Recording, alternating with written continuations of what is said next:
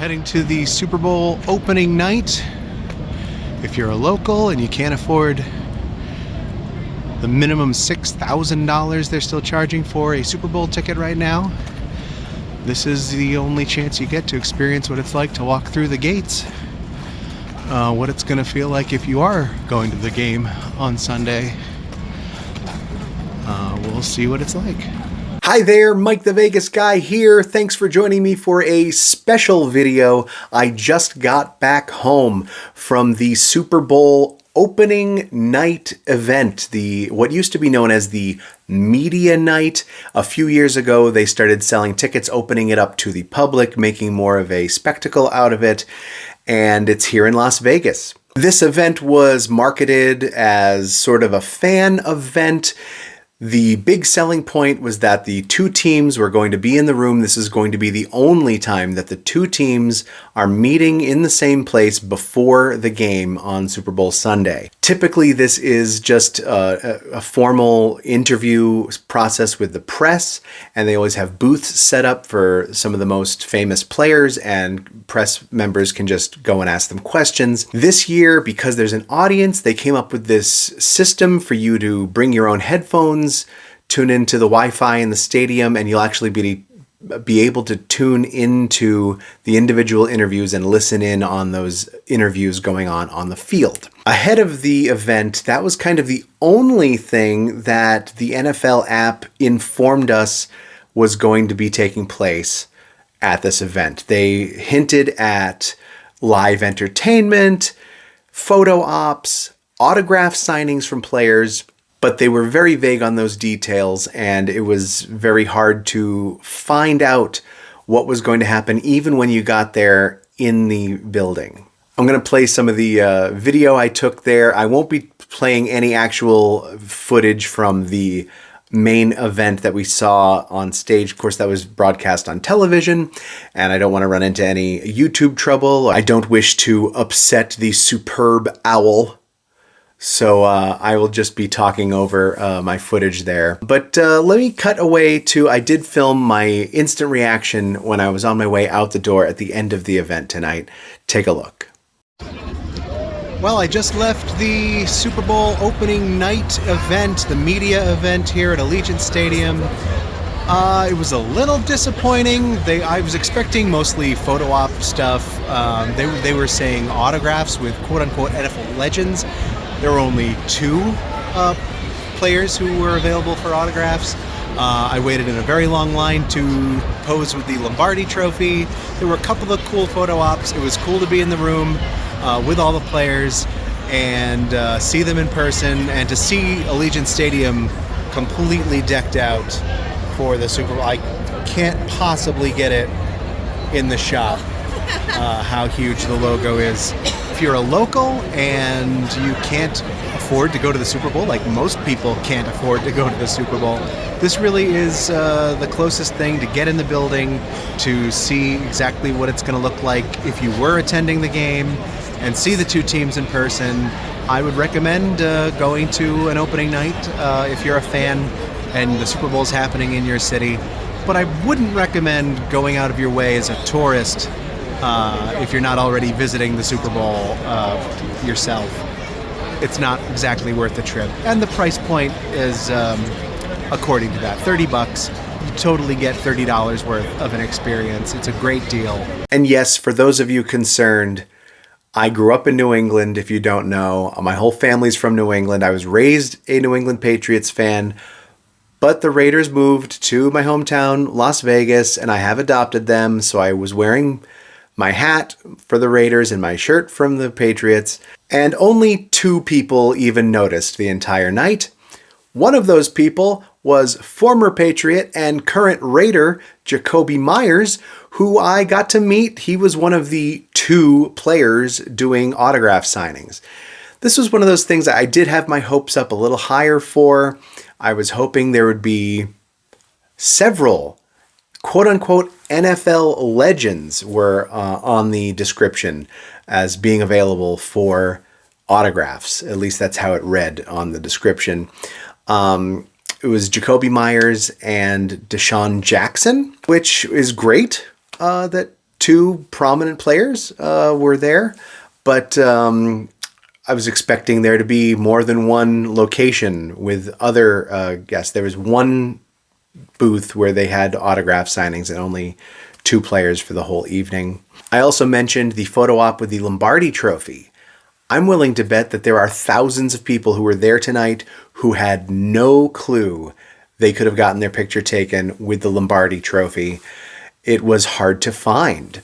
They actually had it set up in one of the club level lounges in the stadium. Normally, you wouldn't be able to even access that lounge if you didn't have a ticket for that section. But of course, tonight there were no assigned seats. Guests were able to roam all around the at least the 100 level concourse of the stadium. But because you could free roam wherever you wanted to, people were less inclined to walk the entire concourse, it seemed. And if you didn't pass by the door to that club level lounge and look in, basically, you might miss that whole photo op. And even if you did, there was a chance you may still have gotten shut out and not had the opportunity to get your picture with the trophy, because they had to close down that photo op for about an hour when they brought the trophy out to the field for the 6 o'clock joint team televised presentation. Super cool that it was the actual trophy, the one and only trophy that's in town right now that they will be handing to the winners of the football game on Sunday. But not cool that a lot of people didn't get the chance to see it up close, because for an hour of the 4-hour long event, you couldn't see it there. As for the listening in on the interviews feature on your headphones, I didn't really do it much. I don't see... There were people doing it. You really have to be a pretty hardcore nerd for football to just want to sit there the whole night and just listen in on the interviews, especially because most of these interviews they're made public to the press. It's a press event. So these interviews are going to be broadcast everywhere already as we speak. As I'm making this video late Monday night, they're all on the internet already. So why would you sit there listening to your phone when you could be up on your feet, walking around, taking part in other things? My biggest criticism is going to be the lack of fan service events to do at the event. They did make it sound like it was going to be on par with the NFL Experience. That's a separate event going on at Mandalay Bay, which has been going on for decades now. Every city that hosts the Super Bowl, there's an NFL Experience somewhere for the week leading up to the Super Bowl. You pay to get in, and there's, events. You get to like physically interact with football related games and activities. I won't be going to that, unfortunately. This is the one thing I'm covering this week. I don't have tickets to the Super Bowl. I'm just a very young, up-and-coming YouTube channel. I'd love it if someone sees this video, and if you want to invite me to the Super Bowl, I'll graciously accept your comp. It's not going to happen. I know that. It was a really cool event. It was fun. It was certainly worth the $30 price tag. I've already spoken about this on my channel, but it was just $30 to get in the door, inclusive of all taxes and fees. Really cool that the NFL went that route with Ticketmaster. This NFL One Pass that they used for your ticketing, they use it for all the events. It's used if you're going to the Super Bowl, if you're going to the NFL Experience event. All of those events utilize this app. There's a feature on there. This feature was called Badges. And everywhere you went, every photo op had a little sign with a QR code. If you scanned that QR code with just your normal phone, with your normal QR scanner on your phone, that code was only going to take you to this NFL One Pass app. It seemingly did nothing. I asked someone and they told me, oh no, you have to go to this badges feature in the app. That feature has its own QR scanner. And if you use that particular QR scanner in that feature of the app, it activates your badges. Okay, great. I thought now I'm getting somewhere. So I used this badge feature, and the page for this badge feature says tap on a badge for more information about how to achieve your badge. And they had no information. You tapped on it and it just stated the name of the badge you were looking for. It didn't say where to go look for it in the stadium. I did piece together that these badges are also used for the NFL Experience event, so maybe it'll function better there. So it just seems like there were some things that were great ideas, but they weren't followed through well, at least at this event. Like I said, I would totally recommend it if you're a local, if you're watching this in the future and the Super Bowl's coming to your town and you're thinking about going to the opening night event. For $30, as long as it's still an affordable price, certainly worth going, certainly worth getting into the building to see your stadium decked out for the Super Bowl. It's very impressive, the effort and the infrastructure that goes into producing this event. It is so much bigger than any normal football game. So if you can't afford a ticket to the Super Bowl, it's certainly worth going there and seeing.